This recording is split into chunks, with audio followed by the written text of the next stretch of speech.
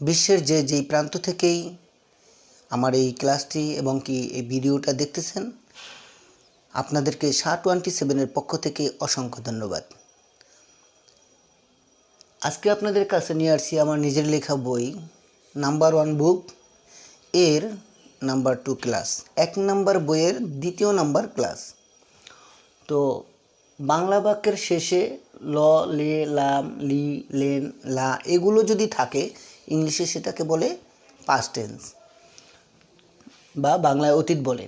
এখন আমি আপনাদেরকে বোঝানোর জন্য হয়তো হামিম ইউজ করছি, আপনারা এখানে আদার্স নাম ইউজ করে অসংখ্য বাক্য তৈরি করতে পারবেন।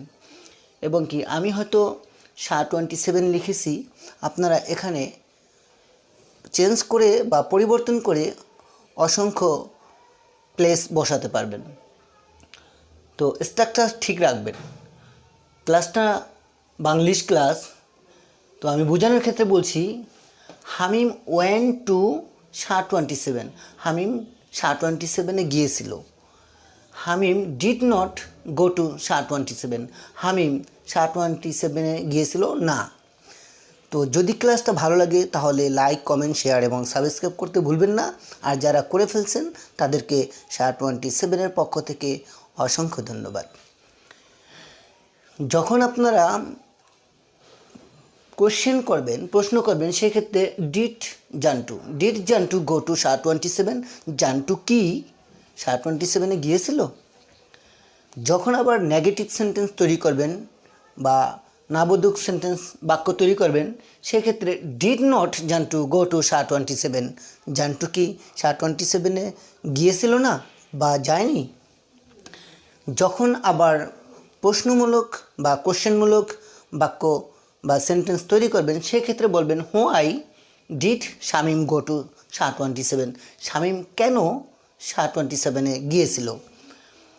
যখন নেগেটিভ সেন্টেন্স তৈরি করবেন, সেক্ষেত্রে বলবেন হোয়াই ডিড নট, কেন গিয়েছিল না শামীম গো টু SHA-27? SHA-27 কেন গিয়েছিল না? এভাবে অসংখ্য বাক্য আপনারা নিজেরাই প্র্যাকটিস করবেন, তৈরি করবেন। একটা সময় আপনারা নিজেরাই এক্সপার্ট হয়ে যাবেন। আপনারা শুধু ভোকাবুলারি শিখবেন আর বাকিগুলো আমি আপনাদেরকে শেখাবো। কারণ ভোকাবুলারি একজন আর একজনকে দিতে পারে না, কারণ এটা নিজের ট্রাই করতে হয়। ইংলিশ শিখতে আপনারা শুধু ভোকাবুলারিটা শিখেন আর বাকি যা কিছু আছে আমি দেওয়ার চেষ্টা করব। তো আজকে আপনাদের কাছ থেকে এই বলেই শেষ করছি।